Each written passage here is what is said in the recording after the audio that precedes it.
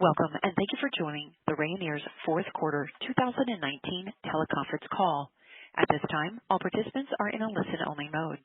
During the question and answer session, please press star 1 on your touch-tone phone. Today's conference is being recorded. If you have any objections, you may disconnect at this time. Now I will turn the call over to your conference host, Mr. Mark McHugh, Senior Vice President and CFO. Sir, you may begin. Thank you and good morning. Welcome to Rayonier's investor teleconference covering fourth quarter earnings. Our earnings statements and financial supplement were released yesterday afternoon and are available on our website at Rayonier.com. I would like to remind you that in these presentations we include forward-looking statements made pursuant to the safe harbor provisions of federal securities laws. Our earnings release and Form 10-K filed with the SEC lists some of the factors that may cause actual results to differ materially from the forward-looking statements we may make. They are also referenced on page 2 of our financial supplement. Throughout these presentations, we will also discuss non-GAAP financial measures, which are defined and reconciled to the nearest GAAP measure in our earnings release and supplemental materials. With that, let's start our teleconference with opening comments from Dave Nunes, President and CEO. Dave? Thanks, Mark, and good morning, everyone. First, I'll make some high-level comments before turning it back over to Mark to review our consolidated financial results. Then we'll ask Doug Long, our Senior Vice President of Forest Resources, to comment on our U.S. and New Zealand timber results. And following the review of our timber results, Mark will discuss our real estate results as well as our outlook for 2020. In the fourth quarter, we generated adjusted EBITDA of $65 million and earnings per share of 12 cents. Our fourth quarter results were generally in line with our expectations and consistent with the guidance provided on our third quarter earnings call, as modestly stronger than expected results in our timber segments offset weaker than expected results in our real estate segment, which was driven by the timing of closings. Overall, our team did a great job of navigating very difficult market conditions to deliver a relatively strong fourth quarter, with adjusted EBITDA exceeding the prior year quarter by approximately 30%. For the full year, we generated adjusted EBITDA of $248 million and earnings per share of 46 cents. Full year adjusted EBITDA declined 27% versus the prior year, driven primarily by a much lower contribution from our real estate segment following an extraordinarily strong 2018. In our Southern Timber segment, we achieved full year adjusted EBITDA of $120 million, which represents an increase of 16% over the prior year. Notably, this result represents a record level of EBITDA for our Southern Timber segment, driven primarily by increased volume due to productivity enhancements and acquisitions, as well as an all-time high contribution from our non-timber income business. Thus, while our total consolidated adjusted EBITDA declined relative to 2018, it was certainly encouraging to see significant year-over-year EBITDA growth in our Southern Timber segment, which represents the largest component of our asset value. In our Pacific Northwest Timber segment, we generated full-year adjusted EBITDA of $17 million. This result represents a significant decline from the prior year, as log export volumes and log prices declined dramatically following the implementation of tariffs by China in late 2018. Export market headwinds were further exacerbated during 2019 by the significant increase in European spruce salvage volume flowing into the China market. Despite a challenging year in the Pacific Northwest, we were pleased to finish on a high note, as fourth quarter adjusted EBITDA exceeded the prior 3 quarters combined, driven by significantly improved volume and stronger net stumpage realizations. In our New Zealand Timber segment, full year adjusted EBITDA declined 17% to $76 million. The year-over-year decline in adjusted EBITDA was driven primarily by decreases in both export and domestic sawtimber prices, as competition from European spruce salvage volume put significant downward pressure on export log prices, which in turn led to domestic price declines. Despite significant export market headwinds, particularly in the second half of the year, the New Zealand Timber segment still managed to generate its third highest EBITDA result since we began consolidating results of this business in 2013. Lastly, in our real estate segment, we generated full-year adjusted EBITDA of $60 million, which is roughly half the prior year result. This year-over-year decline was driven entirely by a significantly lower number of acres sold in 2019, following an extraordinary level of real estate volume in 2018, including 2 large transactions in Louisiana and New Zealand.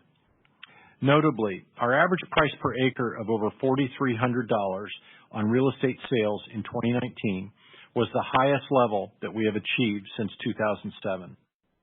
As we have often stated in the past, this business is all about premium. So despite the lower volume of acres sold in 2019, we feel very good about the NAV accretion that we generated through our real estate segment during the year. With that, let me turn it back over to Mark for a more detailed review of our fourth quarter financial results. Thanks, Dave. Let's start on page 5 with our financial highlights. Sales for the quarter totaled $179 million, while operating income was $26 million, and net income attributable to Rayonier was $16 million, or 12 cents per share.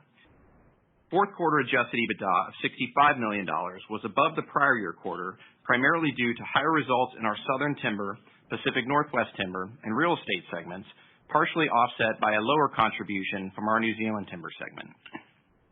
On the bottom of page 5, we provide an overview of our capital resources and liquidity at year-end, as well as a comparison to the prior year.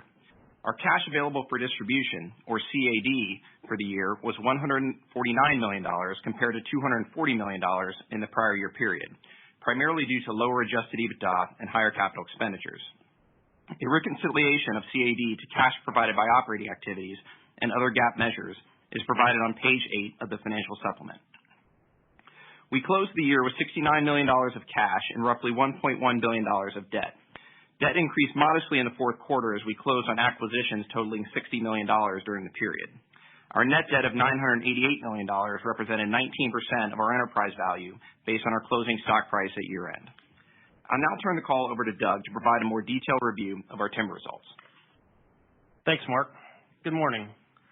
Let's start on page 9 with our Southern Timber segment. Adjusted EBITDA in the fourth quarter of $28 million was $6 million and $7 million favorable compared to the prior quarter and the prior year quarter, respectively. Fourth quarter harvest volume of approximately 1.6 million tons was 23% and 19% higher compared to the prior quarter and the prior year quarter, respectively. Although full-year harvest volumes ended up modestly below our initial guidance for the year, overall production was 350,000 tons higher than the prior year. We expect to recapture some of the volume deferred in 2019 and 2020, which is reflected in our segment guidance. The average pine pulpwood stumpage price of $14.82 per ton was 5% unfavorable compared to the prior quarter and flat compared to the prior year quarter. The reduction in price compared to the prior quarter was due to an increase in sales volume in our weakest pulpwood market, where we tend to see increased sales activity in the fourth quarter. The average pine sawtimber stumpage price of $23.25 per ton was flat compared to the prior quarter and 3% unfavorable compared to the prior year quarter. The decline in price compared to the prior year quarter was driven primarily by geographic mix.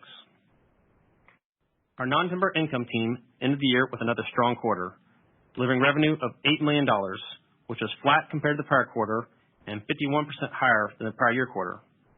Full-year non-timber revenue of $35 million was 34% higher than the prior year and reflects a record contribution from our non-timber income business.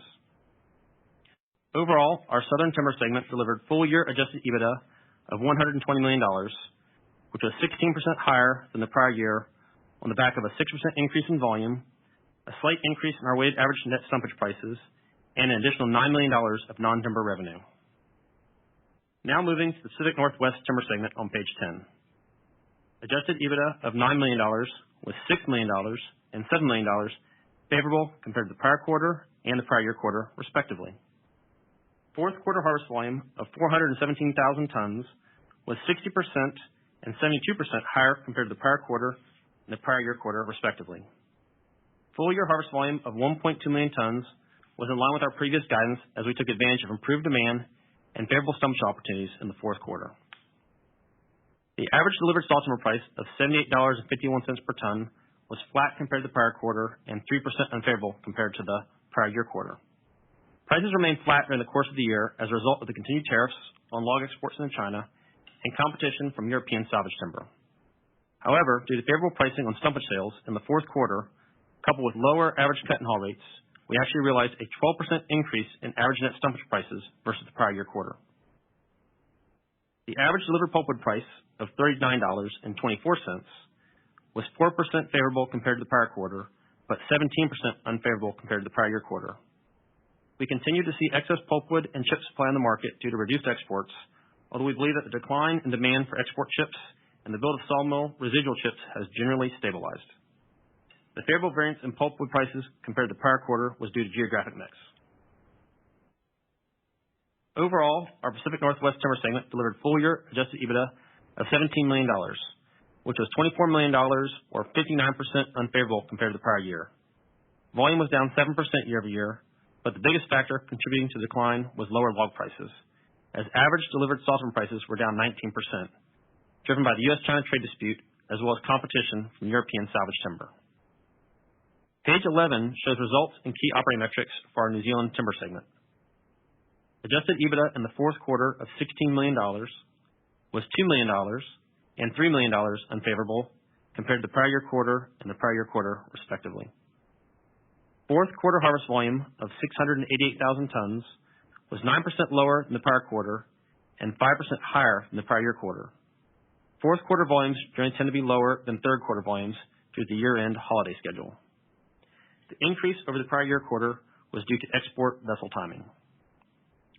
Full year volume of 2.7 million tons was in line with our previous guidance and was 2% higher than the prior year. The fourth quarter average delivered export sawtimber price of $102.69 per ton was 8% favorable compared to the prior quarter and 11% unfavorable compared to the prior year quarter. Price improvement over the prior quarter was due to increased demand as radiata pine was able to gain market share relative to other species. The decline versus the prior year quarter was driven by increased competition from European spruce salvage volume, which has been a primary driver of export market volatility over the past year. The average domestic sawtimber price of $69.13 per ton in U.S. dollar terms was 8% and 13% unfavorable compared to the prior quarter and prior year quarter, respectively, partially due to the fall in the New Zealand-U.S. exchange rate, but also due to the impact of declining export prices. Note that domestic pricing tends to lag behind export pricing as log supply is diverted back into the domestic markets when export prices become uncompetitive. Excluding the impact of foreign exchange rates, domestic pricing in NZ dollar terms was 5% and 9% unfavorable compared to the prior quarter and the prior year quarter, respectively. The average domestic pulpwood price of $34.91 per ton was 9% and 3% unfavorable compared to the prior year quarter and the prior year quarter, respectively, as lower export prices have contributed to additional pulp log supply in the domestic market. Overall, our New Zealand Timber segment delivered full-year adjusted EBITDA of $76 million, which was 17% lower than the prior year. Volume was up 2%, but export and domestic sawtimber pricing were down 10% and 7% respectively, which drove the year-over-year decline. In our trading segment, we generated adjusted EBITDA of negative $300,000, which was $300,000 and $600,000 unfavorable compared to the prior quarter and the prior year quarter, respectively. For the full year, our trading segment adjusted EBITDA was break even, which was $1 million unfavorable compared to the prior year. I'll now turn it back over to Mark to cover our real estate results and our outlook for the year. Mark? Thanks, Doug. As highlighted on page 12, fourth quarter real estate segment sales totaled $22 million on roughly 6,900 acres sold at an average price of $3,200 per acre. Adjusted EBITDA for the fourth quarter was $18 million. Sales in the improved development category consisted of a 21-acre parcel in our Belfast Commerce Park for roughly $900,000 or $42,000 per acre. As a reminder, the Belfast Commerce Park is part of our Richmond Hill mixed-use development project south of Savannah, Georgia. A new interchange on Interstate 95 within the project footprint is under construction and scheduled for completion by year-end, which has generated an increased level of interest and activity in this area. Momentum at Wildlight, our other mixed-use development project north of Jacksonville, Florida, also continues to be strong. Most of the major infrastructure is now in place, and our next phase of 122 residential lots is scheduled to be substantially completed by the end of Q1. In the unimproved development category, we closed on a roughly 400-acre transaction in Nassau County, Florida for $4 million or $10,000 per acre.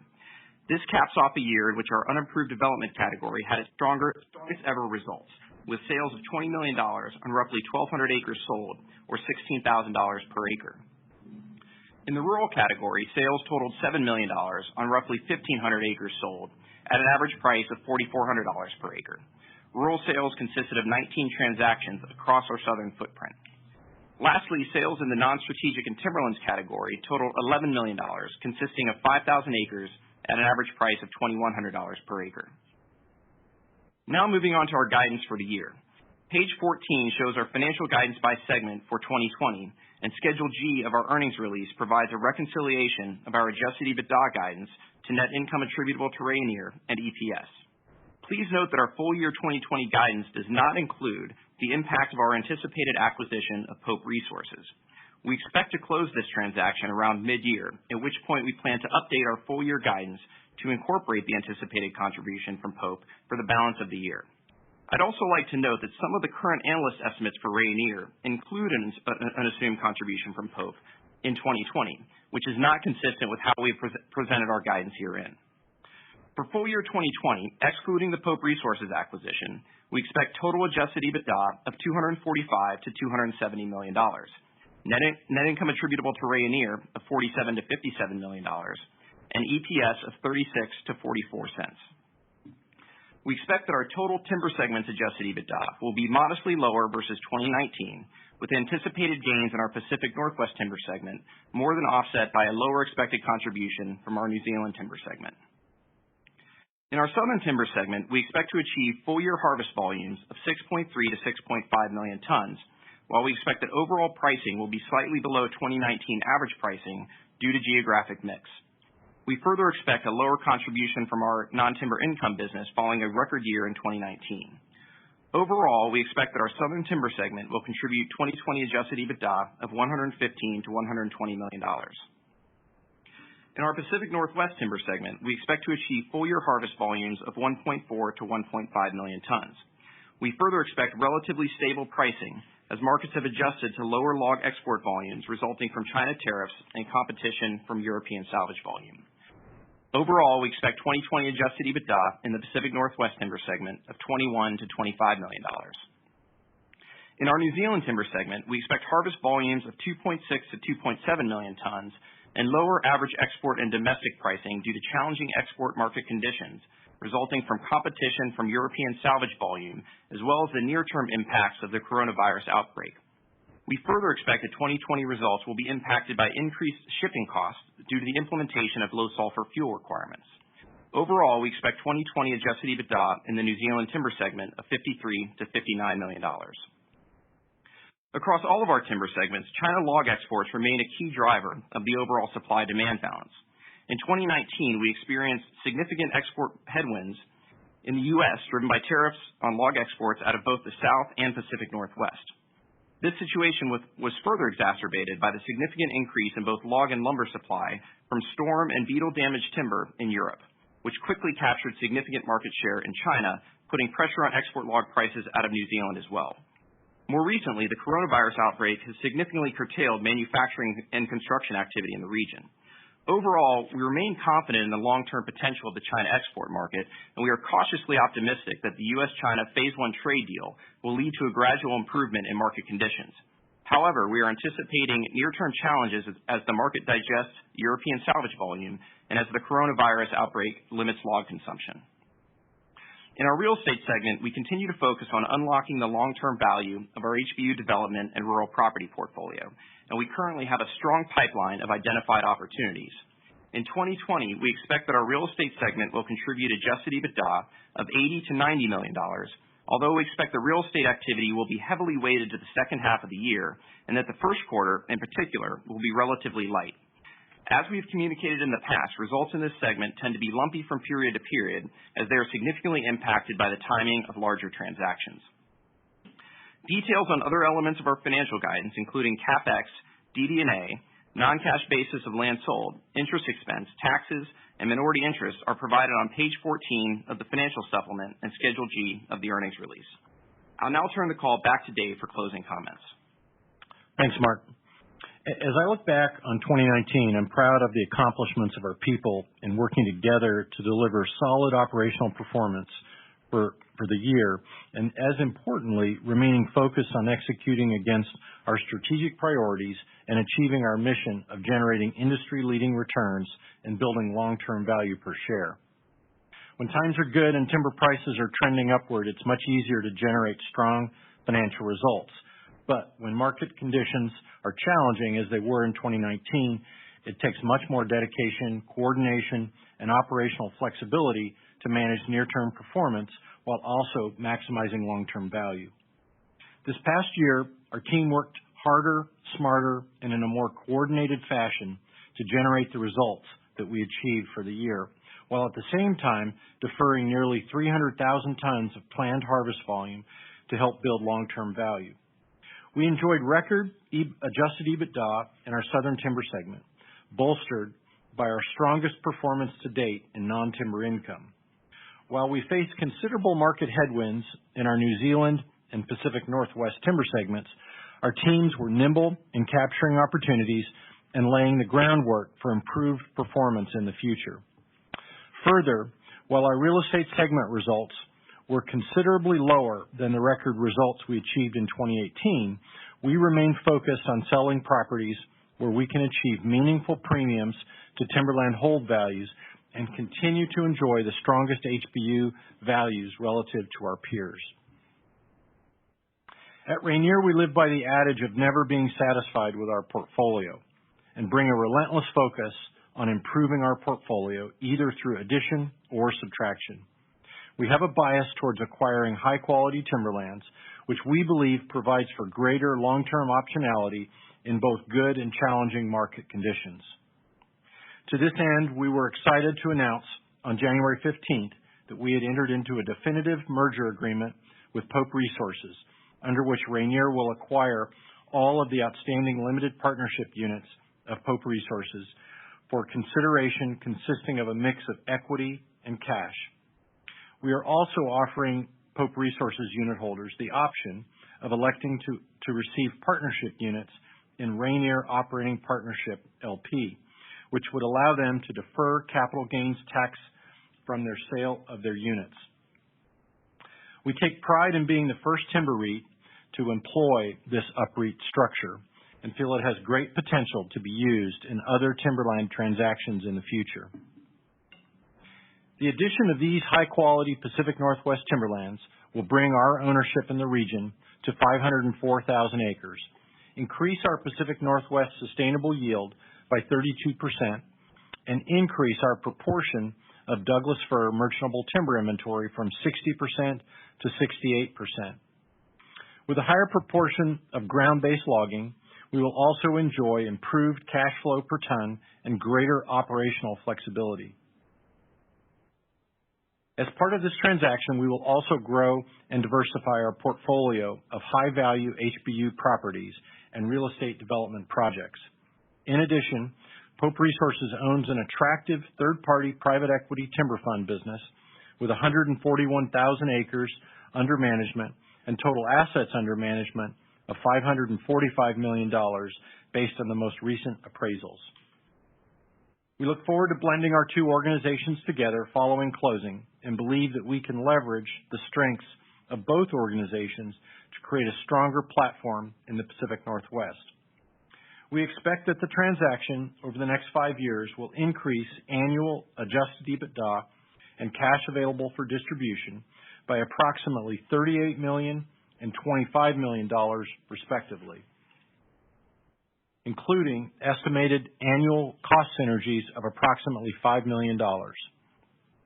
We are currently working through regulatory approvals and other customary closing conditions and are on track to close in mid-2020. Staying on the theme of improving our portfolio, we executed on a number of smaller bolt-on transactions in 2019 across all three of our timber segments, adding approximately 68,000 acres valued at $142 million. Overall, it was one of the busiest years we've had from a portfolio management perspective. As we look to 2020, we will continue to pursue opportunities that either upgrade our portfolio through acquisitions or to redeploy land sale proceeds into other capital allocation opportunities that will enhance our long-term value per share. We also remain firmly committed to enhancing our disclosure and providing best-in-class transparency to our investors with respect to both our own portfolio and the broader timberland sector. For example, we are the only company among our peers that discloses our long-term sustainable yield by region. We also expect to continue to host investor tours and teach-in sessions similar to what was done this past September, where we exposed investors to other members of our team, showcased portions of our southern timberland portfolio, and provided greater insight into current market conditions and Rayonier's differentiated strategies to create value. In summary, we're pleased with not only our financial results in 2019 amidst a challenging market backdrop, but also the continued focus on our employees on building the long-term value of our company. We continue to actively seek out ways to improve both our operations and our portfolio. As we have stated in the past, our capital allocation strategy and operational philosophy are both intended to be nimble, flexible, and opportunistic. We are looking forward to continuing to put these principles to work toward building long-term value for our unit holders. Now, this concludes the prepared remarks, and we'll now turn the call back over to the operator for questions. We will now begin our formal question and answer session. If you would like to ask your question, please press star 1 on your touchtone phone. The first question is coming from Collin Mings, Raymond James. Your line is open. Thank you. Good morning, Dave, Mark, and Doug. Morning, Colin. Good morning. I want to start on the export markets. First on the coronavirus.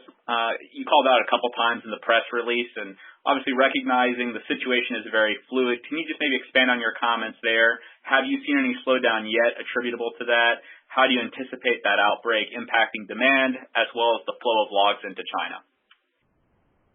Sure, Colin. This is Doug. I'll take that to begin with. Yeah, as you mentioned, the situation is very fluid.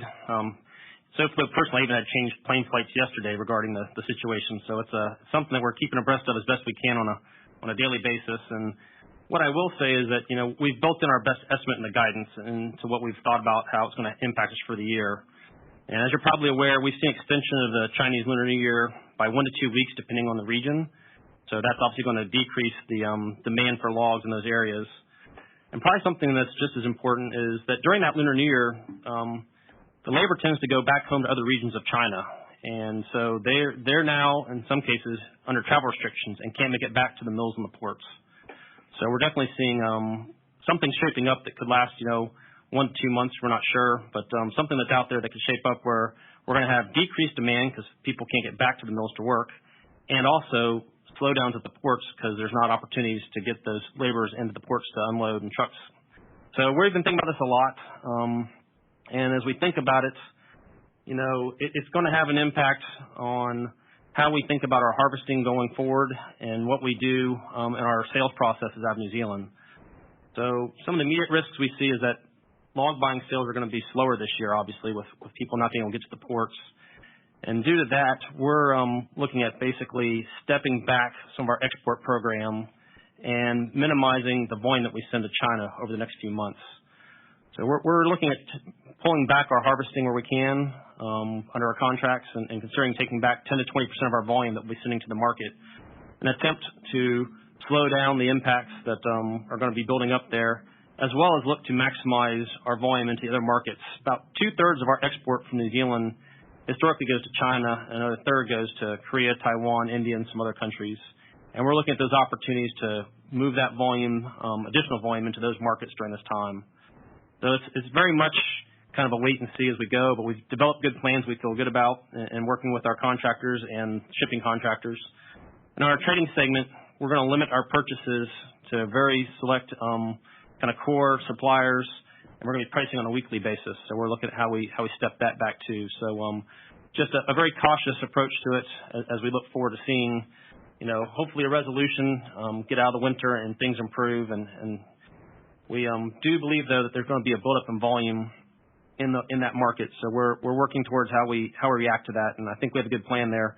When we think about the end of January, we're looking at inventory volumes around 3.7 to 4 million cubic meters on the ports, but we think there's a potential for another million or more of spruce in containers that will be backing up in this process. So it's definitely, as you mentioned, a fluid situation and one that we're trying to scale back, not trying to exacerbate at this point in time, and move wood around to different markets as we can. That's helpful color. And I just want to continue on the export markets here. We're maybe talking more specifically as far as the impact of the salvage wood from Europe, both, again, for, I guess, Doug and Mark. And I, again, acknowledge this is likely a work in progress, but can you maybe just update us on some of the initiatives you've previously highlighted that were underway to maybe understand the impact of the spruce beetle epidemic and maybe how long that could impact the market? Just kind of what's your latest thoughts on the overhang that's created?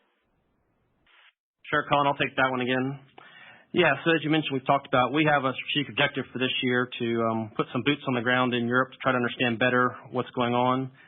To date, obviously it's early in the year, we haven't done that yet, but we have done some research looking at different information we can get from the different departments of forestry and ministries of agriculture. And what I would say is what we know now is that in 2017, the damage was roughly 27 million cubic meters. And by 2018, it had grown to 80 million cubic meters, so a pretty significant increase. Of that, about 35 million was wind throw. By 2019, it stepped up to 118 million cubic meters across the area impacted in Europe. But the good news is of that, only 8 million was wind throw. So why is that good news? It appears that the wind throw helps fuel the beetle spread. And so we've seen an estimated 77% reduction between 18 and 19 in wind throw damage, from 35 million cubic meters to 8 million cubic meters. So based on some of the information we've gotten from the Czech Republic and Austria, they believe that the epidemic could be peaking in 2020, 2021. And we've seen very aggressive harvesting by the Germans, who are most impacted, to the point where in 2018, they were cutting about 50% of the damaged wood. By 2019, 85% of their harvest was damaged wood. So they've really stepped up in 2019 and moved on to that logging and getting that moved out. So it's definitely something that's out there we're monitoring. Again, we don't have the boots on the ground yet. That's to come in the next couple of months as we look forward into this. But we're hopeful that maybe the worst is behind us. It's still hard to tell, but there's some positive signs out there. But we have seen a significant amount of spruce coming into the market. To your point, kind of the impacts on things. And on a year-over-year basis, spruce lumber, or spruce logs, coming into China in 2018 made up about 2% of China's market share. By 2019, it was 14%. So it's a pretty significant increase that we've seen in a short period of time in 1 year. And on the Q4 basis, it was actually 26% of the market share, only behind New Zealand at 36% of market share. So it is amazingly increased. It's an amazing feat that they've been able to get the logistics in place to move that much volume, primarily by containers, from Europe to China. We have seen some intel still to be verified that basically the Q4 volumes may have reached pretty much a capacity that the supply chain can handle. And that's one of the things we'll be studying as we go forward next couple months also, to understand logistically, has the supply chain come to a point where it is at full capacity or not. So that's the main information I have right now on what we've done to date. Colin, this is Dave. One thing to add to that to keep in mind is this is very different from the mountain pine beetle epidemic in BC in the context that the spruce volume has a much shorter shelf life. We've heard estimates anywhere from 6 months to 3 years, and so this really speaks to the higher proportion of damaged wood that they're cutting, and they're trying to cut it as fast as they can while it still has value. Another nuance that is important to understand is that this wood has limited substitution capabilities. So, for example, it does not peel real well, and so that's an area where our New Zealand market is somewhat protected in that a fairly large chunk of the radiata pine goes into plywood markets. And so that's a market that is generally unaffected by the spruce volume, but the spruce volume absolutely affects the general construction lumber that we compete against both in the Pacific Northwest as well as the U.S. South. Okay. Yeah, that's right. I'd say that's New Zealand, benefits from the plywood, furniture, finger jointed boards, molding type markets that the European spruce doesn't play well in. And the U.S. South, we've seen Centennial pine going well into the treated market for landscape and underground uses type thing, and European spruce doesn't do well for that. So there's some potential opportunities there, but obviously there's just a lot of volume there on the construction lumber side. Good add. Okay, if I were to try and, again, maybe tie all of the commentary there together as it relates to the Pacific Northwest, New Zealand, and just overall the export markets, can we maybe switch that to the harvest plan for the year, particularly, again, in the Pacific Northwest? Pretty substantial jump there expected, and actually the upper end of the range would actually appear to be above your sustainable yield in the region. So maybe can you just elaborate on your decision to increase harvest, specifically in the Pacific Northwest, given some of these headwinds? And along those lines, maybe just expand. I know it was referenced in the prepared remarks about some of the stumpage opportunities in the Pacific Northwest. I know it looks like this was the first quarter in about a year that you've done anything other than delivered log sales in the region. So maybe just talk a little bit more on the harvest plan in the Pacific Northwest, given some of these headwinds. Sure. Well, as you can see, the delivered sawtimber pricing was remarkably flat for the year as the market adjusted to the reduced exports. And based on the British Columbia channel announcements and some other announcements in the United States, we were anticipating some improvements. But our market intel suggested that it would take up to 6 months to draw down the warehouse stocks at these mills and start to tighten the lumber supply chain. So for these reasons, we chose to defer volume from Q4 of last year and run at a really measured pace through most of this year.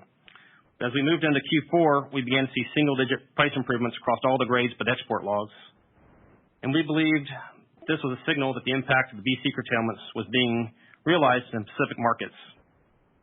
So we chose to test that stumpage market again and really had quite pleasing success. So on a quarter-over-quarter basis, we realized a 15% increase between Q3 and Q4 in our net stumpage per ton, attributable to better prices as well as lower logging costs.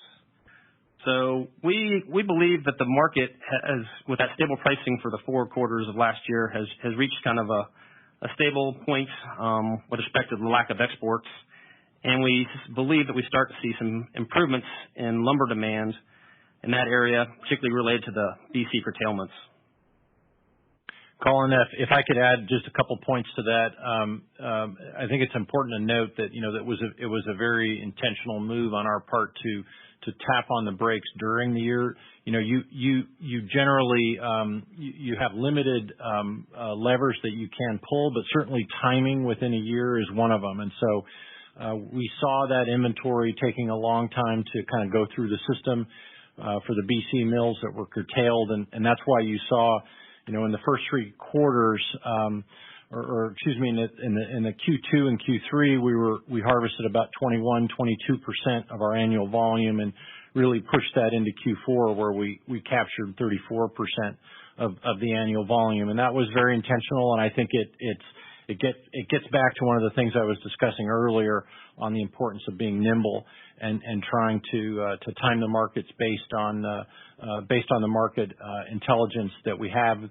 The other thing I would note to your question regarding 2020 is recognize that we have deferred some volume, and so some of that higher volume that you're seeing is a representation of that deferred volume being captured in 2020.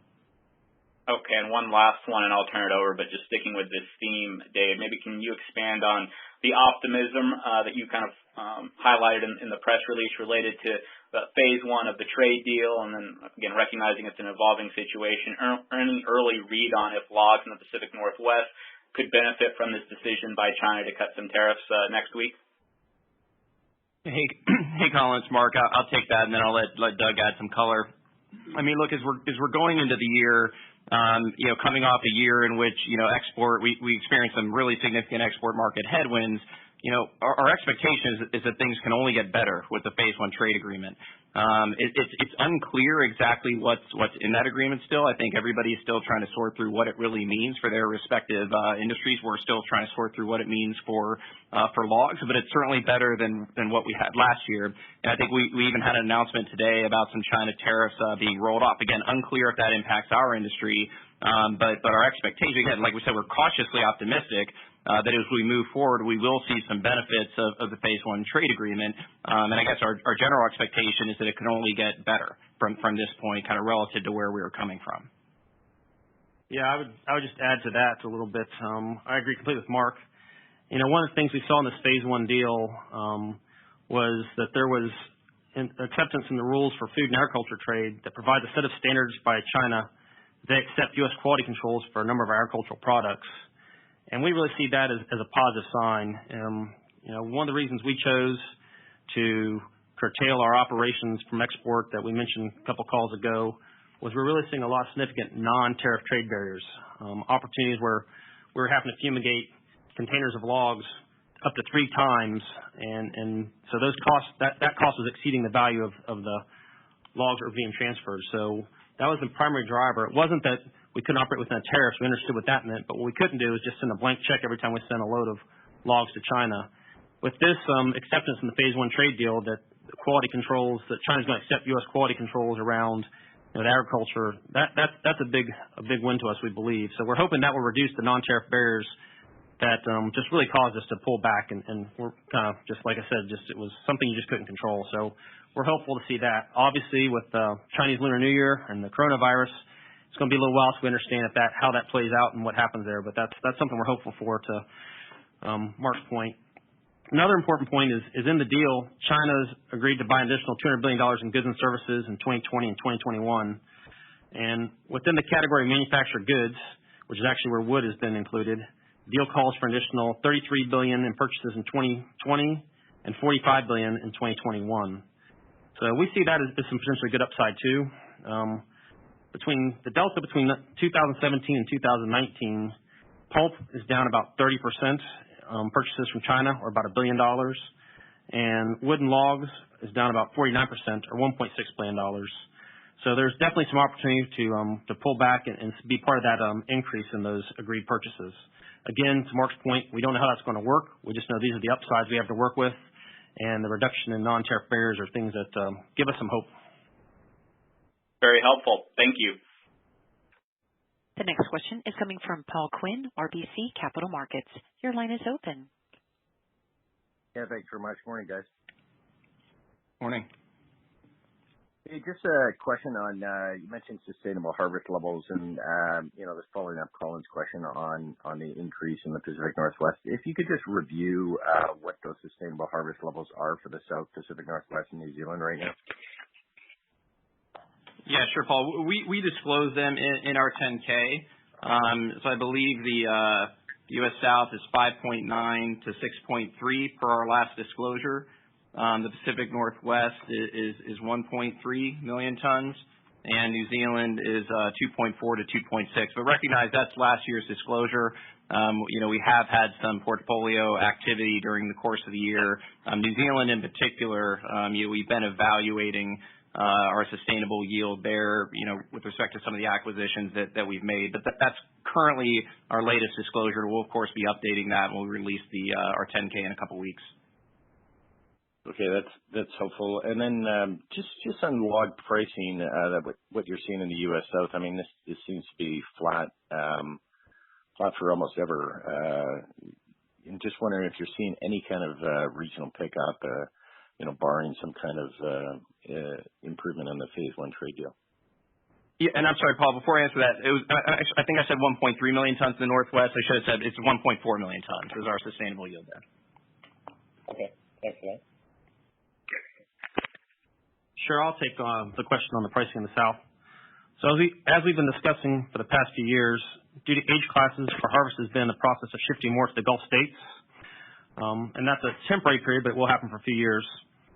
On a Q4 year-over-year basis, this geographic shift represented a 21% volume reduction from our Atlantic coastal region with the highest net stumpage prices, and a corresponding 46% volume increase in our Alabama-Mississippi region with lower net stumpages. And if you just look at Timber Mart South prices, you can see that there's a several dollar spread between saw timber and chip saw prices between these two regions.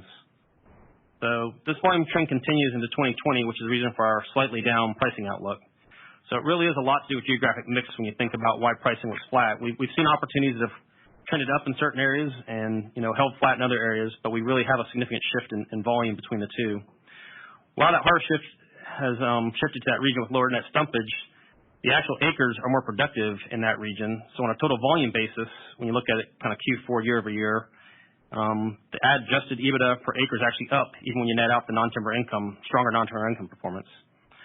I'm kind of going to refrain from speaking to sub-market trends as many of our competitors and customers listen to these calls, and we've had some operational backlash from that level of specificity. Golly, tough word for me to say. But needless to say, as we've talked about some more specific markets, there's other folks who are listening to these calls, and it's made it tougher in some opportunities for us. So we're going to shy away from that. Okay, so that shift to the Gulf region, when is that expected to ease back to more of the balance that we saw a number of years ago? Is that in the next 2 to 5 years? Yes, yes, it is. It's in the next 2 to 5 years. That's within that time range. I don't have the exact year, but that's the time range it works within. Okay, great. And then last question I had was just on non-cash cost of land. Why that doubled in the guidance going forward here? Well, recognize as we're getting into more of the improved development sales, those have a much higher basis component attached to them. And so as we're looking at 2020 in particular, we do have a higher level of improved development sales baked into our estimates for the year. Okay. That helps. Thanks very much. Best of luck, guys. Thanks. The next question is coming from Anthony Pettinari of Citi. Your line is open. Good morning, guys. This is actually Randy Poole sitting in for Anthony. Can you just talk about your expectations for New Zealand and Southern pricing in 2020? It looks like just using your guidance that you expect EBITDA per ton to fall, 5% in the South and closer to 25% New Zealand. What is baked into those assumptions? Thank you. Yeah, I mean, without getting into specifics on pricing, I think we've given our general expectation is that the prices are going to be down on a year-over-year basis, and that's partly a function of, New Zealand. Our second half in New Zealand was considerably worse than the first half. Recognize there was a meaningful price decline mid-year, and so, to a large extent, I'd say we're rolling forward kind of our current expectation of pricing relative to kind of where we sit today or where we've been for the last few months, but on a year-over-year basis because, the last half of the year represents weaker pricing than the first half of the year. On a year-over-year basis, we're anticipating the prices are going to be down modestly. Okay, that's helpful. And then just maybe switching gears, as we approach the spring selling season, can you just comment broadly to the extent that you can on inventories through the supply chain? Log decks and lumber at the dealers, any color there would be helpful. Yeah, it's very, very variable, I guess. Due to wet weather across different parts of the country, I don't really have a specific location I can say is up or down. We have seen restricted supply in the areas where it has been wet, so parts of coastal Florida, coastal Georgia, and even parts of over in the Southwest Texas, things like that. But it has been very wet in the Northwest also. Washington's had a wet year in that area. So we have seen some contraction, but no specific market intel that things are outside of normal. Okay, that's helpful. I'll turn it over. Thank you. The next question is coming from Mark Wilde, BMO Capital Markets. Your line is open. Hi, Dave. I wanted to just kind of come back and kind of close the circle on these harvest volumes in 2020 because I think there is some concern out there this morning that you're pushing up above kind of sustained yield. It sounds like in the Northwest what you're really doing is kind of offsetting kind of below sustained yield last year. Maybe you could confirm that and then put a little color on what you're doing in the South because you're also above sustained yield there. Yeah, Mark, this is Mark. I'll take that. Yeah, I mean, look, I think across our segments, the South and the Pacific Northwest, The pickup in 2020 is largely a function of deferrals that we've taken in both 2018 and 2019. Again, I think you can run the risk of kind of deferring indefinitely and then finding yourself with a lot of mature timber and with a market that can't really sustain that supply. And so, I think, look, we're trying to be measured in terms of, how we go to market, how we time sales, when we pull back, when we ramp up. Recognize that after, 2 years of harvesting kind of below expectations in both of those regions, we are anticipating some, getting some of that back next year. Okay. And then I just wanted to pivot to New Zealand for a minute. Can you first of all give us a sense of where kind of export log prices are out of New Zealand right now versus what you put up in the fourth quarter?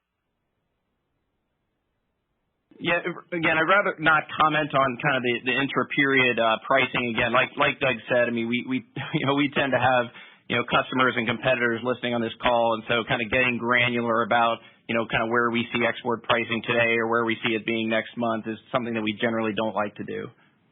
Okay. And another question about New Zealand. It's always been a more volatile market with bigger swings in cash flows and in valuation. I'm just curious, would you be inclined to invest more in New Zealand if we see a significant downturn there over the next year or two? Mark, I think we're always looking for opportunities to buy through the cycle, and I think look, this is a very long-term asset class, and you have to take a long-term view on trendline pricing, because if you're always buying when markets are up, you can find yourself overpaying, and and if conversely, if you're never willing to buy when markets are down, you can find yourself missing those opportunities. And so I think in New Zealand in particular, I think we've timed some of our moves there quite well. If you recall back in 2015, when we increased our stake there, we bought in an implied value of $15.40 per acre.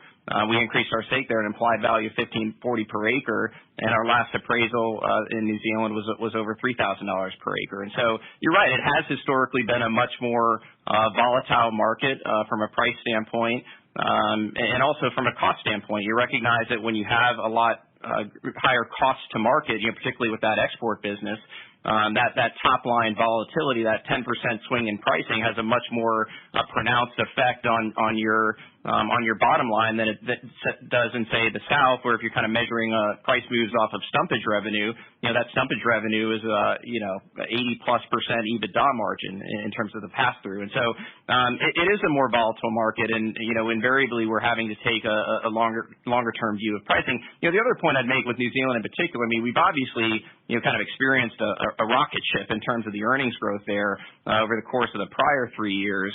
And if you look at the result that we achieved in 2018, Dave made the comment, it is the third highest, 2019, it is the third highest result that we've achieved since we started consolidating the business in 2013. And so, we're coming off some extraordinarily strong markets in New Zealand. I certainly don't think that the entire segment has been revalued commensurate with $90+ million of EBITDA, for example, that we did in 2018. It's a lower multiple business. It's a business where people are underwriting it through the cycle. And so this type of price volatility, while it's not helpful as we're kind of trying to manage earnings targets and whatnot, it's something that you obviously have to live with in that region of the world. Mark, this is Dave. What I'd add to that, just like we've talked about the importance of utilizing bolt-on transactions in the U.S., we've done the same in New Zealand. We bought 2 small properties this year, totaling just under 7,000 acres. We spent $36 million on those. We're very happy with them. We tend to be pretty deliberate in looking at the bolt-ons in New Zealand that can help us in sort of a regional age class fit, and so that typically is something that we are keen to. And there are a fair number of opportunities down there, but I'd also say that we approach it in a pretty disciplined manner. And as we saw the run up in prices on the log side over the last few years, we've frankly been a little less competitive on some of the transactions down there. but we're in it for the long term, and we're going to continue to look for things that make sense. And we'll just have to see whether we get any of that type of pullback that you're referring to from a valuation standpoint and the impact it has on transaction markets. Okay. And then the last one for me, Dave, just, on Pope, as best you can comment on this. I mean, I'm curious in general terms about how much HBU potential you think there is kind of with those land holdings around Puget Sound. You probably don't want to be too specific till you close the deal, but it does strike me. I mean, you've bought a lot of land with proximity to a pretty large and pretty fast-growing metro market. Yeah, I think the thing I would comment on that with Mark is that recognize that Washington State has a very strict growth management act that precludes you from doing a lot of land conversion. Pope has a benefit of having a lot of land that is in smaller, say 20-acre zoning areas. I also give them a lot of credit for monetizing some of that through the creative use of conservation easements, where they have sold underlying development rights on a lot of their land holdings, which does two things. It brings in cash flow from the sale of those development rights, but then it also constricts supply of remaining lands that can be used for those purposes. So, it certainly is an attractive portfolio in that perspective, but keep in mind the geography that you're dealing with and the restrictions on those underlying limits. I think where we're probably more excited is just in the sense that with the fast ferry legislation that passed a few years ago, you now have much more access to the Seattle job market with passenger-only ferries, in particular going from Kingston into downtown Seattle. And so that has improved the absorption rate on a lot of their HBU portfolio in the North Kitsap part of the market, and we think it will benefit the projects that Pope has in both Kingston and Port Gamble. And so, we see that more akin to our Wildlight and Richmond Hill south of Savannah, those types of projects. And so we're excited to have those come into the fold. We think that we have the right skill set to both understand them and fold them into the business we do here in the South. Yeah, I've been up to both of those. They're both very interesting situations. I'll turn it over. Thanks, Dave. Once again, to ask your question, you may press *1 on your touch-tone phone. The next question is coming from John Babcock, Bank of America. Your line is open. Hey, good morning. First question, I guess, just as it kind of pertains to, this spruce beetle, I was wondering if you could comment on recognizing that exports from the South, to China are pretty minimal at this point. But how does the southern yellow pine compare to, some of the other products that are making their way into China? So, like where would its niche be, relative to radiata? Where would its niche be relative to spruce? And this all assumes, of course, that you ultimately would even see some southern yellow pine return back to the Chinese market over time. Yeah, I'll take that one. So one of the primary uses that we've seen the niche market, even in these kind of tariff markets, is for pressure treating. So for your, like I mentioned before, kind of your decking, or for things that are going in the ground, say posts, things like that. So it's definitely a niche. Southern yellow pine is well known, globally as being really, really good material for absorbing the treatment chemicals. And so that's one of the markets we've seen strong, obviously like railroad ties, things like that, where it's accepting treating. So the salvage kill spruce and just spruce in general is not near as well regarded. So that's an area that southern yellow pine has advantage over many of the other species in the world. And so is there much room for demand for that in China, assuming this whole salvage timber issue lasts for an extended period? Prior to the tariffs, we were growing that market significantly. So I would say yes, and it was well received. But once the tariffs went in place, then it got much harder. We're still doing a minimum amount of volume, kind of keeping the supply chain open off our Atlantic coast, and a lot of that wood that we're doing now goes into that market. So yeah, I think there's opportunity for growth if we can move past tariffs and other things. John, another thing to keep in mind is the southern volume flowing into China goes by container versus the break bulk that you see out of the Northwest and in New Zealand. And so it really boils down to the efficiencies of the port and in effect the cost of that container shipping. And so as we saw the tariffs be put into place, it constricted the number of ports that could still compete in terms of having competitive cost structure. And so that's a big impact. So to the extent that the Phase 1 deal opens that up and loosens that a little bit, it will likely open up or reopen up the number of ports that can competitively compete in that market. Okay, thank you. And then, second question, I guess, just quickly, back to New Zealand. How much did you pay for the 7,000 acres that you acquired there? $36 million. Okay. So just a little over $5,000 an acre. Okay. John, recognize that the per acre values in New Zealand can be all over the map. It's all exclusively plantation timberland, so it's heavily influenced by the age class of a specific property. And yeah, one of those properties in particular, John, had a lot of merchantable timber on it, so that's why you see that average for the two so high. That's helpful. And then just last question, just how are you assessing, further opportunities to kind of grow non-timber income from here, recognizing that, it sounds like non-timber income will be down a little bit in 2020? Yeah, that's a great question. So we have a team, and they're constantly looking at those opportunities, what we can do with respect to other forest products, how we can capitalize on helping people kind of be carbon neutral. So we've got a lot of initiatives going on out there. A lot of them are kind of in their infancy, but at any point in time, the team's always tasked with identifying new opportunities and finding ones that are scalable so that they can go out across a lot of acres. I'm not going to get too specific about those once again because kind of until they've been achieved, don't want to talk about them, and also don't want to give ideas to my competitors. Thank you. The next question is coming from Mark Weintraub, Seaport. Your line is open. Thank you. So it looks like 2020 is going to be, a relatively decent year for U.S. housing by most forecasts. In the direction of what would historically have been considered normalized. Yet we're still struggling on the pricing side, recognizing there's differences by submarkets, but still pricing for saw timber is pretty depressed. Any thoughts on what it's going to take to get that step change that we've been waiting and hoping for a while?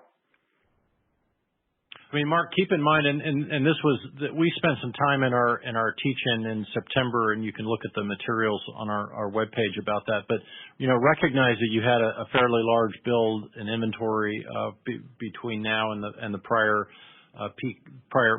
cycle, but also that's very differential, and I think that has acted as a governor of at least step change pricing that you're referencing, and that we continue to believe that you're going to have differential price elasticity across the South based on relative, growth drain ratios that in some cases are under 1 and in some cases are well above 2x. And so it really is going to be a function of what part of the South you're in, and that's something that we spend a lot of time, looking at our own portfolio on and thinking about from a price recovery standpoint. Thank you. And how important or not so is the Asia component to this equation?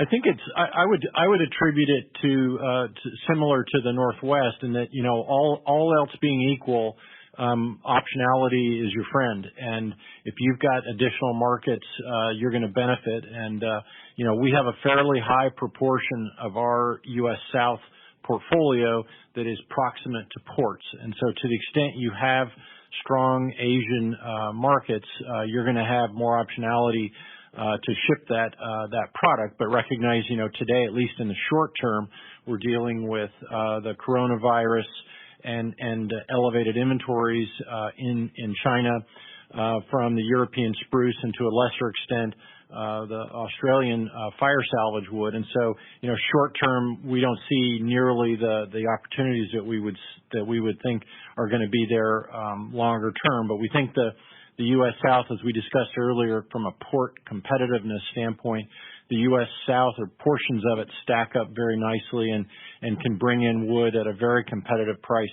relative to other global suppliers into that market.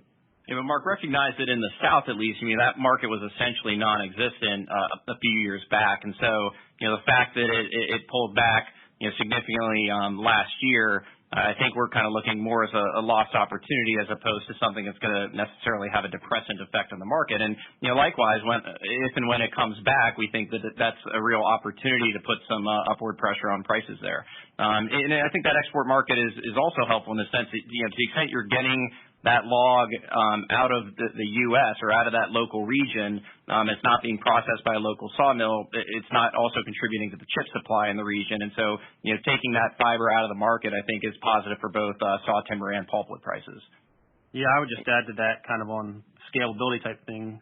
Q2 of 2018, which was the tariffs were announced on San Pine in June of 2018, but that second quarter, U.S. South was doing about 677,000 cubic meters of exports to China, and without those tariffs, it was going to increase significantly. On top of that, our own company, we're moving from 1 port to 2 ports to 3 ports to 4 port type thing. So, and we saw a lot of our competitors doing the same thing. So I think there was a lot of opportunity to scale up, but obviously the tariffs, came in, and in Q4, kind of our estimate was about 230,000 cubic meters. So we saw a significant, 65% decrease. So the fact that people can still operate is good, but that 677 was by no means the peak. That was a ramping up period, and like I said, I know myself as well as many other brokers and other folks were in the process of building up scale at that point in time, and unfortunately those tariffs came in right when the market was starting to take off for Southern Yellow Pine. And then very, very quickly on the Pacific Northwest, I guess I was a little surprised that given the improving domestic housing situation and the perspective that Asia probably doesn't get worse, that and that is a more tension market than the U.S. South, that you weren't anticipating that there might be some more price improvement in those markets than what you seem to be forecasting for 2020. Any color there? Well, I think Mark, part of it is that we're trying to take a pretty measured view. Recognize that we kind of got burned last year by taking what we said was a middle of the fairway approach, where we had seen a big decline in prices in Q3 and Q4 of 2018, with an anticipating that there would be some near-term resolution of the U.S.-China trade situation, that we would see a bounce back in prices. That didn't materialize, and so we ended up having to cut our guidance pretty significantly mid-year for the Pacific Northwest. And so we're now kind of sitting at 4 quarters or so of relatively stable pricing.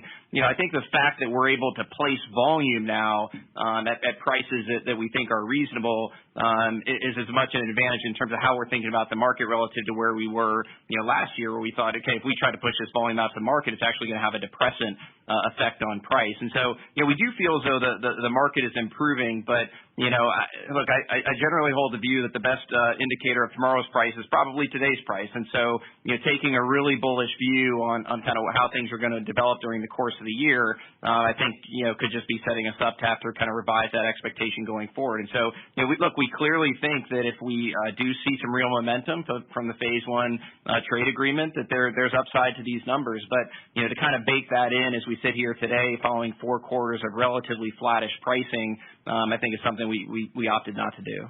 Yeah, and Mark, you have to also just recognize that while that European spruce volume is present in that market, it's going to make it much harder to meaningfully bring Pacific Northwest volume into that market, and that therein lies a lot of that historic tensioning that the Northwest has enjoyed by virtue of that market. So that's just another reason for some of our caution. Thank you for the color. Our last question is coming from Colin Mings, Raymond James. Your line is open. Thanks. Just a few follow-ups from me. As far as real estate development investments, Mark, recognizing this will likely change once the Pope transaction closes, but just how should we think about your spending in 2020 as compared to last year's $7 million? Yeah, I generally think it would have been, relatively flat on a year-over-year basis, but recognize that we had guided initially to $8 to $11 million in 2019. We only ended up doing $7, and so next year is clearly going to be higher than that. Probably more in the range of 12 to 15, I'd say, because there's some carryover from 2019 that didn't occur, and that's going to be both in the Belfast Commerce area, Richmond Hill, and Wildlight. Yeah, but Colin, the biggest jump in that year over year is really that growth in that Richmond Hill project, which really had a fairly small component of capital this year. You may recall there's a new interstate exchange being constructed as we speak, and that's opening up a lot more interest in that project. And so, we're moving forward with some of the investments to help position ourselves for sales once that is completed later this year. Colin, we'll of course have specific guidance on that in the 10K, but generally, just for planning purposes, I think it's going to be in that range that I talked about. Okay. And then I want to go quickly back to John's question just on non-timber income. In particular, it looks like New Zealand. There was a sizable increase in non-timber sales during 4Q. And again, recognizing you don't want to be too specific, but can you maybe just talk about the sustainability of that specifically in New Zealand? Or was that just an unusual uptick there, or should we think about that as kind of a go-forward run rate? No, I definitely think 2019 was probably a modestly elevated level in New Zealand. Recognize their non-timber income business across our three key regions is quite a bit different, and then even quite a bit different within a region. For example, the South, we had a record year in 2019, but a lot of that was driven by pipeline easement income, which those tend to be kind of more one-off opportunities. But then you also have your core kind of recreational leases that tend to be sustainable. That's recurring year-over-year income. In the Pacific Northwest, it tends to be cedar salvage revenue, which is somewhat recurring, but again, you can only get on and do that at certain times. In New Zealand, it's primarily carbon credit sales, and there is a legacy bank, so to speak, of carbon credits that we have there, but it's not infinite. And the bank that we have, I would say, is not generally growing, and so that will ultimately taper off over time. Okay, and then last one. Sorry. Sorry, Colin. I was just going to mention one thing on the carbon market in New Zealand is in late December, the government announced some key changes to their carbon trading and actually raised their fixed price option $35 for 2020 emissions. And so ultimately we saw prices jump from say $24 range to $29.50 on that announcement, and settled back down around $27.50. So we have seen a per unit increase in carbon trading basically in just the last month, and expect that'll kind of go up as time goes on as people approach kind of 2021 surrenders type thing. So there's some upside in the per unit pricing with respect to carbon as things move forward for us. And just Colin, for clarification, in New Zealand with this carbon scheme, you basically are granted credits during a rotation, and then you have to give back some credits when you harvest, and you end up keeping a small net that you can trade, and that's outside of the volume that Mark talked about, which were more legacy credits that we can sell. That's an ongoing potential source of non-timber income.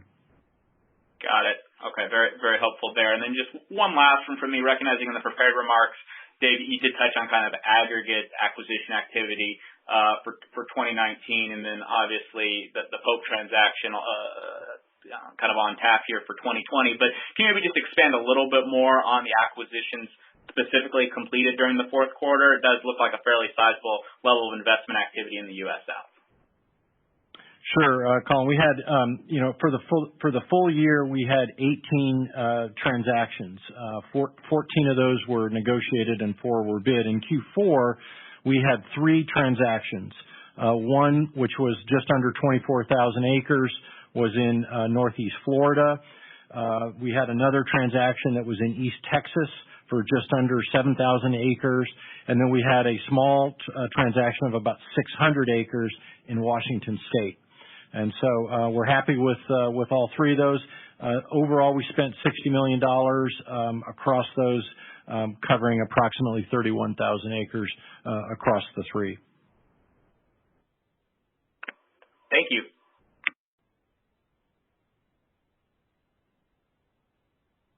I will now turn it back to Mr. Hu for closing comments. Well, thanks everybody for joining today, and please feel free to follow up with me with any additional questions. Thank you. This will conclude today's conference. All parties may disconnect at this time.